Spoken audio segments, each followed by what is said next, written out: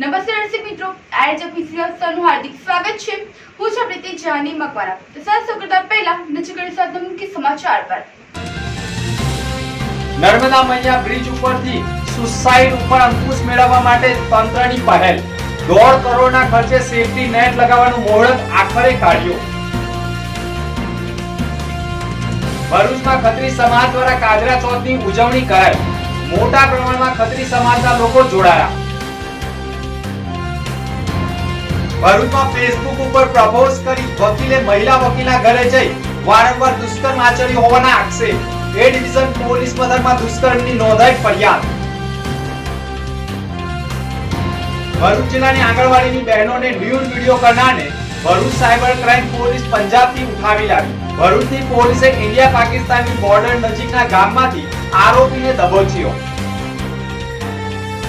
બનાવની મળતી માહિતી અનુસાર ભરૂચ જિલ્લામાં આંગણવાડીની 35 થી વધુ બહેનોને મોડી રાત્રે અજાણ્યા નંબરો ઉપરથી વિડીયો કોલિંગ થકી ન્યૂડ વિડીયો સાથે વિડીયો કરનાર પોતાના પણ પ્રાઇવેટ પાર્ટ બતાવી અશ્લીલ હરકતો કરતા હોવાના વિડીયો કોલિંગથી આંગણવાડીની બહેનો સાથે તેમના ઘરમાં પણ આવા વિડીયો કોલિંગથી ઘર કંકાસ ઘૂસી જતા ઘણા દંપતીઓ વચ્ચે ગંભીર પ્રકારના ઝઘડાઓ થયા હોવાની બૂમો ઉઠી હતી।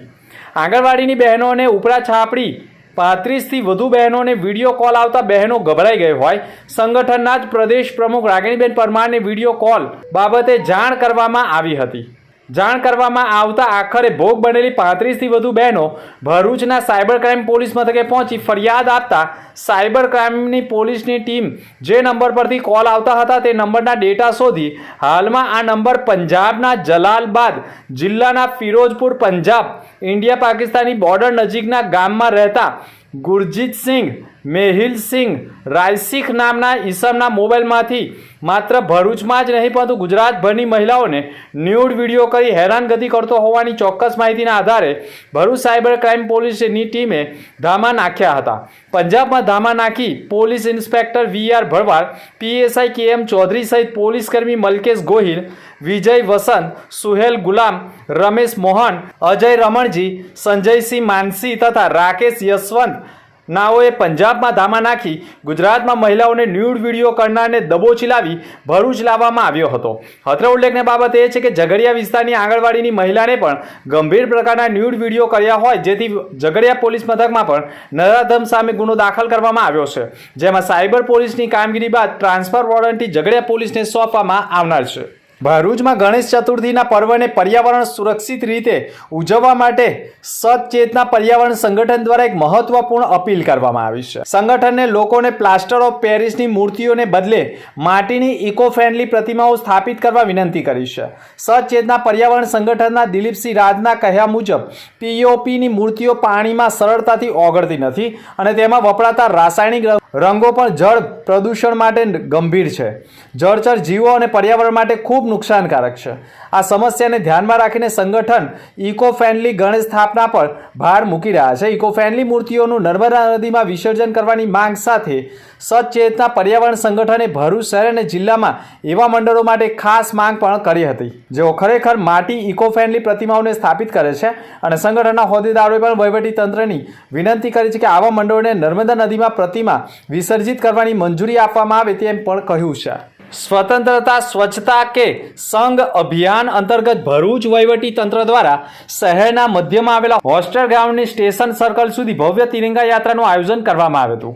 ભરૂચ જિલ્લા કલેક્ટર ગૌરાંગ મકવાણાની અધ્યક્ષતામાં યોજાયેલી આ યાત્રામાં ભરૂચ પોલીસ વિભાગ, પોલીસના અશ્વદળ, શહેરની વિવિધ શાળાના શહેરની સંસ્થાઓ તથા બાવાગોળના સિદ્દીકી સમાજના લોકનૃત્ય દળે પણ ઉત્સાહભેર ભાગ લીધો હતો। શહેરના મુખ્ય માર્ગ પરથી ધ્વજ લહેરાતા દેશભક્તિના નારા લગાવતા અને દેશભક્તિ ગીતોની ગૂંજ સાથે યાત્રા આગળ વધી હતી। લોકોમાં પણ દેશપ્રેમની લાગણી કેળવાય અને નવી પેઢીને સ્વતંત્રતાના મૂલ્યો તેમજ તેનું મહત્વ સમજાય એ હેતુથી જ યાત્રાનું આયોજન કરવામાં આવ્યું હતું।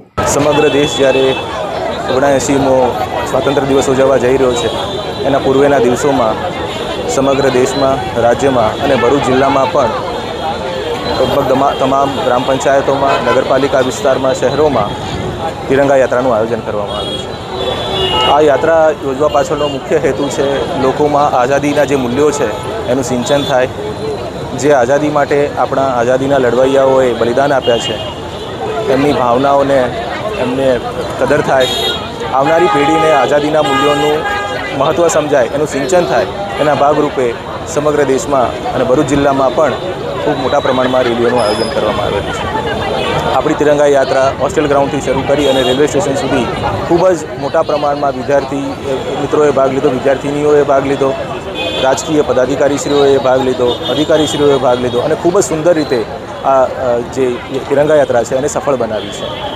આવનારા દિવસોમાં જ્યારે આપણે સ્વતંત્રતા દિવસની ઉજવણી કરીશું ત્યારે તમામ જિલ્લાના નાગરિકોને, શહેરના નાગરિકોને સ્વતંત્રતા પર્વની ખૂબ ખૂબ શુભકામનાઓ. ધન્યવાદ. શાસ્ત્રોમાં થયેલા ઉલ્લેખ મુજબ આદિકાળમાં ભગવાન પરશુરામ ક્ષત્રિયોને પૃથ્વી પરથી નેસ્તો નાબૂદ કરવાની જીત સાથે નીકળ્યા હતા.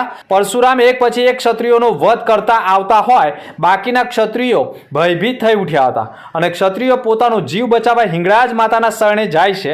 હિંગળાજ માતાને પરશુરામની જીતની સંઘળી હકીકત વર્ણવી ક્ષત્રિયોને બચાવી લેવા માતાજીને આજીજી કરે છે, જેથી હિંગળાજ માતાએ ક્ષત્રિયોને શરણ આપીને પરશુરામને શાંત પાડી તેમને સમજાવી તેમના ક્રોધથી ક્ષત્રિયોને બચાવીને જીવન દાન બક્ષે છે. આ દિવસથી ક્ષત્રિયો અપત્સ થઈ ખત્રીઓ કહેવાયા. ભરૂચ શહેરમાં વસતા 300થી વધુ ખત્રી પરિવાર દ્વારા સમગ્ર ખત્રી સમાજ શ્રાવણ વદ ચોથના દિવસે કાજરા ચોથ તરીકે ધૂમધામ ઉજવે છે.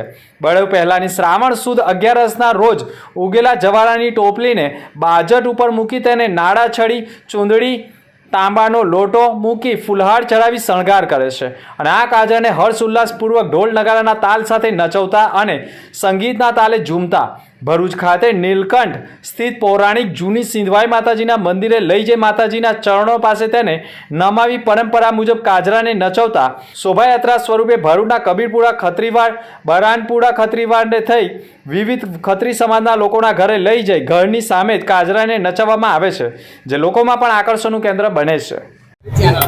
અમારા સમાજ કાજરા ચોથ નિમિત્તે અહીંયા મંદિરે પ્રાર્થના કાજરા ચોથ ઉજવણી કરવામાં આવે છે અને અમે નવી પેઢી તરીકે અમે આગળ કાજરા ચોથ નિમિત્તે પરંપરા જાળવી રાખીશું અને અમારા માતાજી સૌની મનોકામના પૂરી કરે તેવી પ્રાર્થના અમારી માતાજીની છે. ભરૂચ અંકલેશ્વરને જોડતા નર્મદા મૈયા બ્રિજ જે વર્ષોથી સુસાઇડ પોઈન્ટ તરીકે સુપ્રસિદ્ધ બન્યો છે તેને હવે સુરક્ષા કવચ મળશે.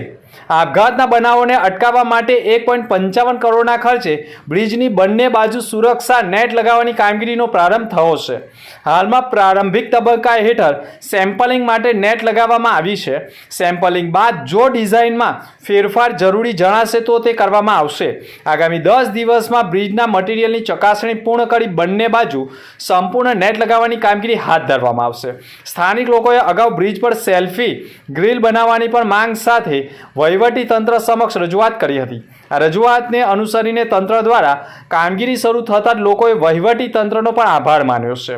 ઉલ્લેખનીય છે કે નર્મદા મૈયા બ્રિજ પરથી નર્મદા નદીમાં ઝંપલાવી આપઘાતના અનેક બનાવો બન્યા છે. આ પહેલેથી આવા બનાવોમાં ઘટાડો થવાની અપેક્ષા રાખવામાં આવી રહી છે અને નાગરિકોમાં પણ રાહતનો માહોલ જોવા મળ્યો છે.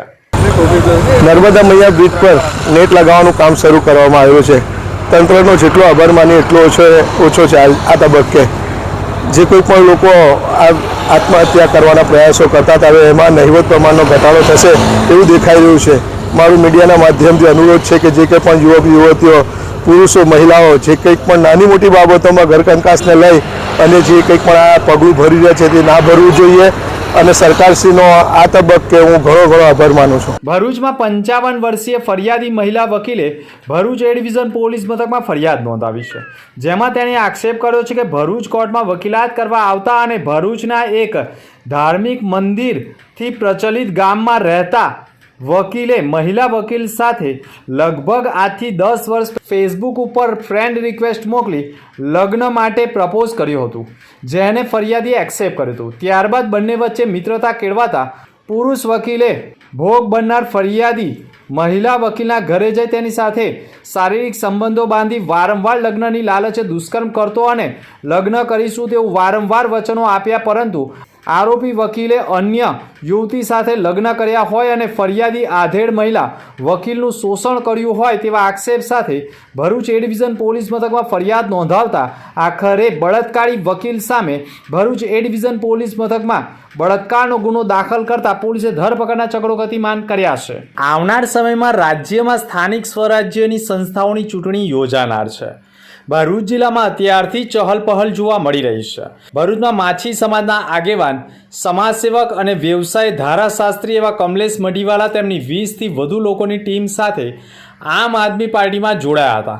સર્કિટ હાઉસ ખાતે યોજાયેલા કાર્યક્રમમાં આમ આદમી પાર્ટીના દક્ષિણ ઝોનના પ્રભારી રામ ધડુક, પ્રદેશ મહામંત્રી રાકેશ હીરપડા, ભરૂચ જિલ્લા આપના પ્રમુખ પિયુષ પટેલ તેમજ લોકસભા ઇન્ચાર્જ યાકુબ ગુરજીએ તેમનો ખેસ પહેરાવી પક્ષમાં આવકાર આપ્યો હતો. કમલેશ મઢીવાલા ભાડભૂત બેરેજ યોજનાના અસરગ્રસ્તો તેમજ માછી સમાજના વિવિધ પ્રશ્નો અને ઔદ્યોગિક વિસ્તારના લોકોના વિવિધ પ્રશ્નો માટે છેલ્લા કેટલાય સમયથી લડત ચલાવી રહ્યા હતા.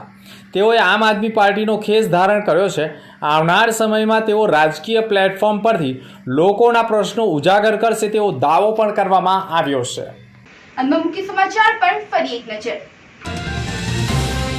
નર્મદા મૈયા બ્રિજ ઉપરથી સુસાઇડ ઉપર અંકુશ મેળવવા માટે તંત્રની પહેલ. 1.5 કરોડના ખર્ચે સેફટી નેટ લગાવવાનું મુહૂર્ત આખરે કાઢ્યું. ભરૂચમાં ખત્રી સમાજ દ્વારા કાજરા ચોથની ઉજવણી કરાઈ. મોટા પ્રમાણમાં ખત્રી સમાજના લોકો જોડાયા. ભરૂચમાં ફેસબુક ઉપર પ્રપોઝ કરી વકીલે મહિલા વકીલના ઘરે જઈ વારંવાર દુષ્કર્મ આચર્યું હોવાના આક્ષેપ. એ ડિવિઝન પોલીસ મથકમાં દુષ્કર્મની નોંધાઈ ફરિયાદ. ભરૂચ જિલ્લાની આંગણવાડીની બહેનોને ન્યૂડ વિડીયો કરનારને ભરૂચ સાયબર ક્રાઇમ પોલીસ પંજાબથી ઉઠાવી લાવી. ભરૂચની પોલીસે ઇન્ડિયા પાકિસ્તાનની બોર્ડર નજીકના ગામમાંથી આરોપીને દબોચ્યો. તો આ હતા સમાચાર. આવતીકાલે ફરી મળીશું નવા સમાચાર સાથે. નમસ્કાર.